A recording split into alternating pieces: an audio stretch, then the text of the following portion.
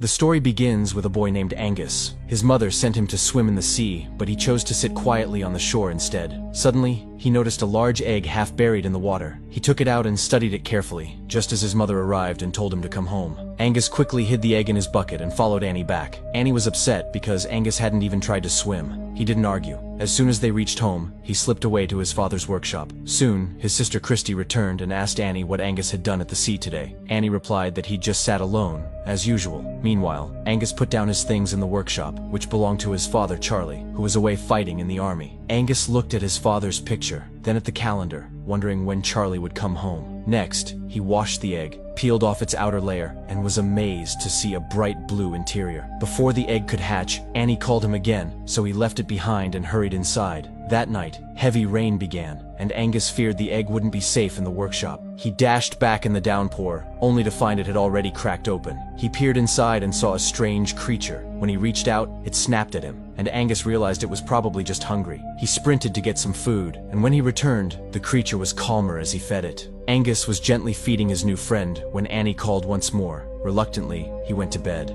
The next morning, Angus woke to find a squad of soldiers at his door. He, Annie, and Christy greeted Captain Hamilton, who explained that enemy forces might try to invade by sea. His soldiers would stay at their house and prepare to defend the coast. The soldiers brought in supplies and set up their stations. Annie told Christy and Angus to stay in their room. Later, Angus went to the library to find a book about the mysterious creature. With the book in hand, he hurried back to the workshop, only to find it in chaos and the creature chewing Charlie's boots. Realizing it was still hungry, Angus went to the kitchen for more food, but Sergeant Strunk, the army cook, stopped him at the door. Angus pleaded that the creature needed to eat, but Strunk refused. Then Angus offered to take out the kitchen garbage, and Strunk agreed. Using scraps from the bin, Angus fed his new friend, who ate eagerly. Angus named him Crusoe. After eating all the scraps, Crusoe swam happily in a bin of water that Angus filled. Meanwhile, Captain Hamilton drilled his men relentlessly, insisting they stay ready for an enemy attack at any moment. Angus left Crusoe alone in the workshop and slipped away so Annie wouldn't notice.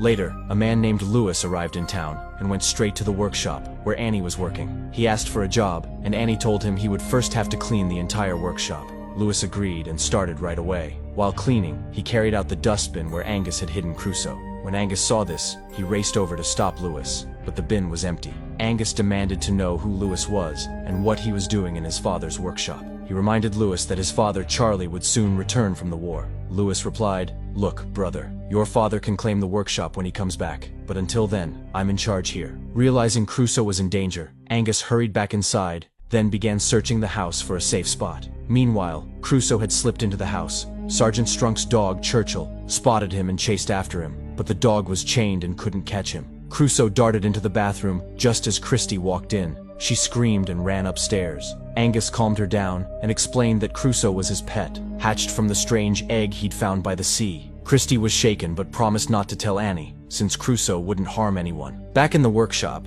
Annie handed Lewis some of Charlie's clothes to launder. Lewis hesitated and asked if Charlie might never return. With a heavy heart, Annie admitted that Charlie had died when his ship sank at sea. Then Annie asked Lewis to fix a leak in the bathroom. When Lewis knocked on that very bathroom door, Angus and Christy tried to keep him out. After a long silence, Lewis threatened to tell Annie what they were hiding. Finally, Christy was forced to open the door. Lewis stepped in and said he'd come to fix the leak. Then suddenly his eyes fell on Crusoe. He froze and nervously asked, "What is that?" Angus told him Crusoe's whole story. Lewis looked surprised and reached out to touch him, but Crusoe snapped at his hand. Lewis exclaimed that Crusoe looked exactly like a seahorse, one of the rarest animals in the world. Legend says only one seahorse exists at a time. When one dies, a new egg hatches and a new seahorse is born. He told them about the seahorse's magical powers, just as Annie knocked on the door. Angus begged Lewis to help hide Crusoe, since Annie would never allow him in the house. Lewis agreed. When Annie entered, she saw no creature, though Crusoe peeped out from his hiding spot,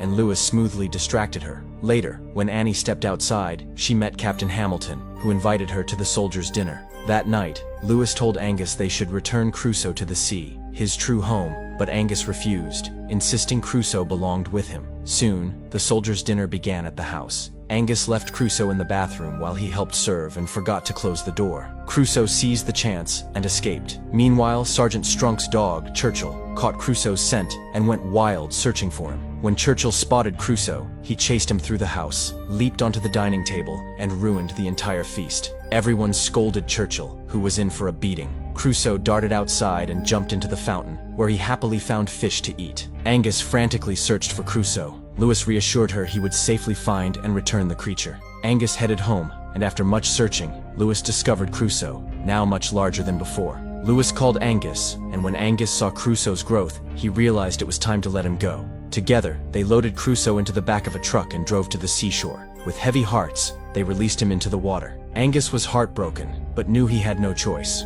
The next day, two fishermen, Jimmy and his friend Huey, were out at sea when Huey felt a heavy tug on their rope. As he pulled, their boat began to sink. Suddenly, a giant Crusoe emerged in front of them. Both men were stunned. Huey wanted to capture the creature, dreaming of the fortune it could bring, but Jimmy refused. Crusoe started dragging the sinking boat away from shore. Jimmy cut the rope to save their lives, and as he watched Crusoe swim off, he marveled. He had never seen such a bizarre, magnificent animal before. Meanwhile, Captain Hamilton told Angus that his mother wanted him to begin army training right away. Angus joined the soldiers and helped with their tasks, but after a few days he grew bored. One morning, he slipped away from Captain Hamilton and ran down to the sea. He shouted for Crusoe, but there was no sign of him. Angus climbed into a small boat and rowed out to look. Soon, Crusoe burst from the water beside him, and Angus was amazed at how huge he had become. With a powerful leap, Crusoe lifted Angus onto his back. Though frightened at first, Angus relaxed and enjoyed the thrilling sea ride.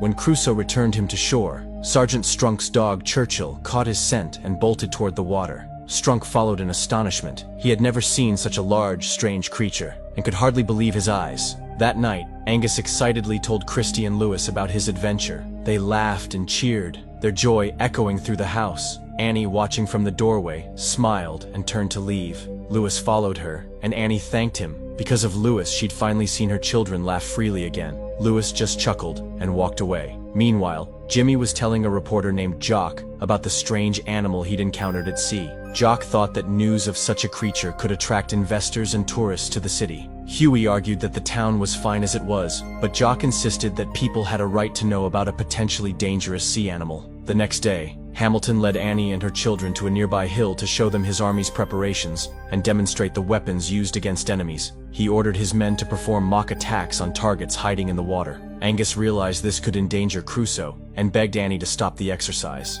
Annie couldn't understand his urgency and told him to stand still. Even Christie's plea, that Angus was telling the truth, fell on deaf ears. The soldiers began firing blanks into the shallows, and Crusoe, terrified, struggled desperately to escape. Jimmy and Jock had come to the shoreline hoping to photograph Crusoe, but the animal remained hidden. Frustrated, they built a crude effigy, took its picture, and published it in the next day's newspaper. A few days later, when Sergeant Strunk saw the image, he recognized the terrifying creature he'd glimpsed by the sea. Strunk and several soldiers vowed to track down Crusoe and kill him. That night, Christie crept into Angus's room. The two ran away from home, guiding Lewis to the seashore to check on Crusoe. Angus called out, and after a tense moment, Crusoe surfaced, but he was wild and unrecognizable. He charged past Angus and Lewis, who watched in horror. Crusoe dove back beneath the waves. Angus blamed Lewis. Their decision to release Crusoe had unleashed this danger. Meanwhile, Strunk and his men hunted for Crusoe by boat, intent on killing him. As they neared shore, Churchill's frantic barking alerted them. Strunk ordered the boat toward the sound, and in an instant, Crusoe emerged and killed Churchill. Then silence fell over the beach once more. The soldiers couldn't understand what was happening and opened fire toward the water. Suddenly, Crusoe slammed into their boat and threw them all overboard. When Hamilton heard the gunfire, he assumed the enemy had attacked. He ordered his men to counterattack and told Annie to hide in the house with the children. Annie found Christie and asked where Angus was. Christie said he wasn't home, and Annie panicked. She couldn't leave Angus alone in a battle zone. Insisting on finding him, she followed Hamilton down to the shore despite his attempts to keep her safe. Out on the water, Crusoe had gone wild. He grabbed Sergeant Strunk in his jaws and tossed him about like a rag doll. Angus arrived just in time and shouted at Crusoe, but the creature ignored him. Angus waded into the shallows to reach Crusoe, but slipped and began to drown. Seeing this, Crusoe dropped Strunk and rushed back to save Angus, dragging him to shore. Lewis joined them, and they worked desperately to revive Angus. After a tense moment with no sign of life,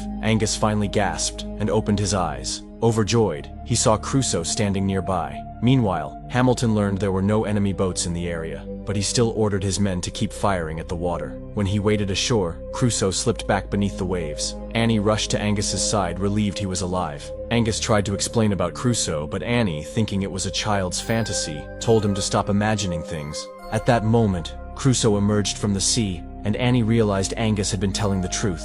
Hamilton, too, stood in stunned silence at the sight of the massive sea creature. Again, the soldiers opened fire at the water. Angus climbed onto Crusoe's broad back to steer him towards safety. Annie, terrified, begged Hamilton to stop the attack, but their radios had gone dead. Hamilton, Lewis, and Annie piled into a small boat and chased after them. Crusoe swam swiftly, but he ran headlong into a net the soldiers had laid to trap enemy vessels. Struggling against the mesh, Crusoe became entangled and fought to break free. When Hamilton's boat drew alongside, Lewis shouted for Angus to jump aboard. Before leaving, Angus leaned down and whispered to Crusoe, "You're my best friend. I'll never forget you." Then he dove into the water and scrambled into the boat. With one mighty leap, Crusoe cleared the net and dove back beneath the waves. Annie, Lewis, and Hamilton cheered. Crusoe was free and safe at last. Did you enjoy this adventure, or did it seem a bit childish? Let us know in the comments so we can bring you even better stories next time.